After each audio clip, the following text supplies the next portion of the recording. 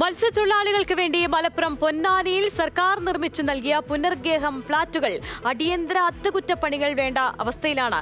ചുമരുകളിൽ വിള്ളൽ അപകടകരമായ അവസ്ഥയിലാണ്. ഫ്ളാറ്റിൽ അടിസ്ഥാന ആവശ്യത്തിന് പോലും വെള്ളമില്ല. ദുരിത ജീവിതത്തിൽ നിന്ന് കരകയറ്റാൻ വേണ്ടി വന്ന പദ്ധതിയാണ്. പക്ഷേ ഇവിടെയും രക്ഷയില്ല.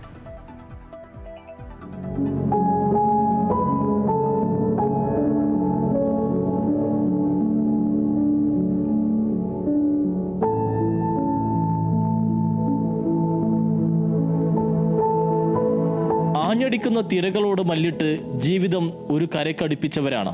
കൈക്കരുത്തും മനക്കരുത്തും മാത്രമാണ് കൈമുതൽ. കടലിനെ ഇവർക്കറിയാം.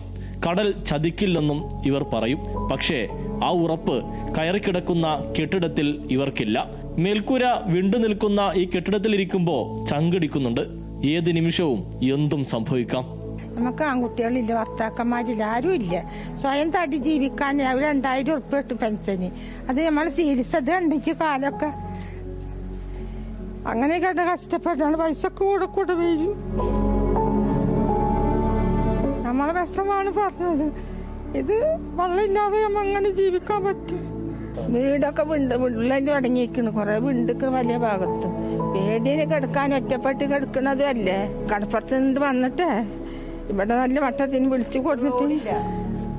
ഞങ്ങൾ കഷ്ടപ്പെടുത്താൻ റോഡും ഇല്ല, ഒന്നുമില്ല. വണ്ടി പെടുക്കേണ്ട വരൂല.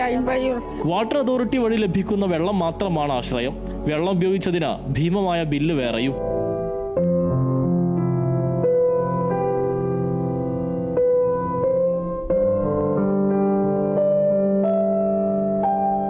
ഞാൻ മനസ്സിലാക്കുന്നത് 24ഓളം ഫ്ളാറ്റുകൾ ഇവിടെ പൊട്ടിക്കഴിഞ്ഞു.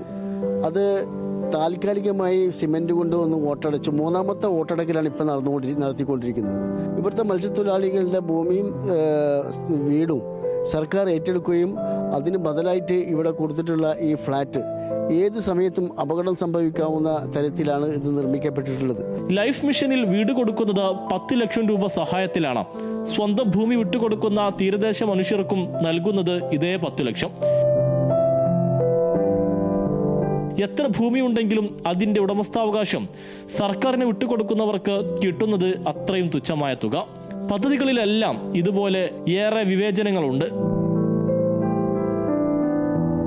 2022 120 കുടുംബങ്ങൾക്ക് നൽകിയ ഫ്ളാറ്റുകളാണ് 3 വർഷം തികയും മുൻപേ തകർന്ന നിലയിലായത്.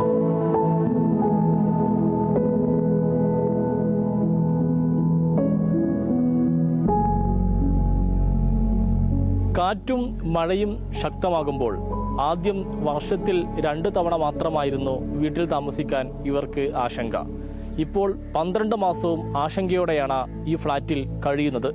സുരക്ഷിതമല്ലാത്ത ഈ ഫ്ളാറ്റൊക്കെ മതി ഇവർക്ക് എന്ന് തീരുമാനിക്കുന്നത് ആരാണ്?